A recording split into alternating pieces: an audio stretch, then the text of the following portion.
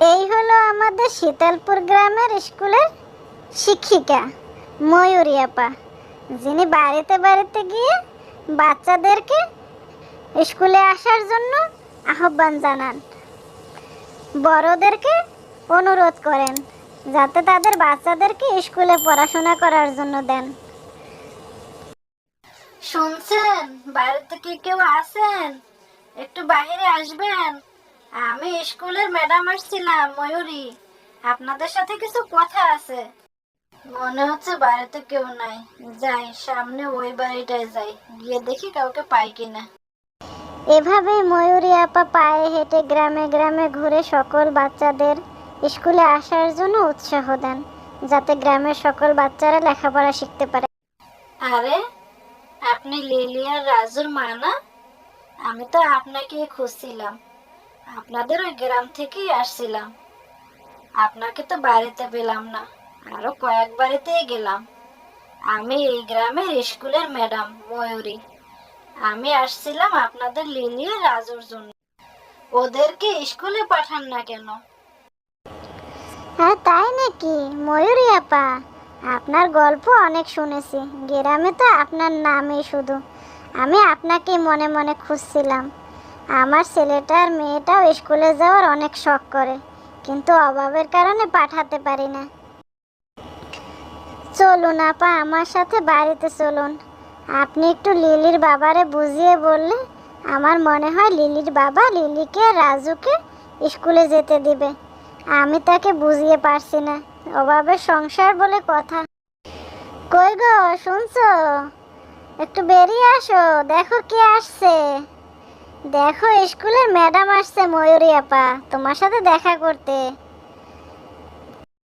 চলেন আপা, ঘরে চলেন, ঘরে বসেন, ঘরে গিয়ে বসে কথা বলি। আরে আপনি ওই আমাদের স্কুলের ম্যাডাম না? আপনাকে তো আমি এর আগে কয়েকদিনই দেখেছি। তা আপনি এখানে কি মনে করে? বসুন বসুন, কোথায় যে বসতে দেই আপনাকে? আমাদের বাড়ি কি মনে করে আসলেন? জি, আমি আসছিলাম আপনার ছেলে রাজু আর লিলির জন্য।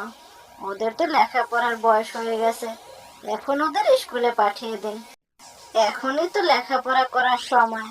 তাছাড়া এখন সব জায়গায় পড়াশোনা চলছে, লেখাপড়া সব থেকে বেশি মূল্য দেয় সবাই। সেজন্য বলছি একটু কষ্ট করে হলেও ওদেরকে স্কুলে পাঠিয়ে দিন। আপনি যা বলছেন সবই তো বুঝলাম, কিন্তু কি করব বলেন? আমার যে অভাবের সংসার, আমি ঠিকমতো ওদের চারটা খেতেও দিতে পারি না, না পারি নতুন একটু জামা কাপড় দিতে। আমি এই পড়াশোনার খরচ কিভাবে চালাবো বলেন? একা সংসার, জমি চাষ করে যা ফসল পায় তাতে সংসারই চলে না। এই কারণেই বাচ্চাদের স্কুলে দিতে পারছি না। আপনিই বলেন আমি এখন কি করব? আমারও তো ইচ্ছে হয় আমার ছেলে মেয়ে দুটো লেখাপড়া শিখুক, বড় হোক, মানুষের মতো মানুষ হোক। আরে, আপনি জানেন না, এখন আমরা স্কুল থেকে তো বাচ্চাদের বই দেই ফ্রিতে। আবার 3 মাস পর পরে আমরা উপবৃত্তির টাকা দেই, সেটা দিয়ে বাচ্চাদের লেখাপড়ার খরচ চালানো যায়। তারপরে আবার টিফিন দেই আমরা।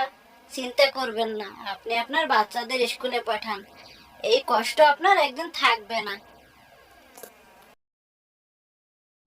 ও আচ্ছা, তাই নাকি? তা তো আমি জানতামই না। এত সুযোগ সুবিধা দিয়েছেন, তাহলে তো ভালোই হলো।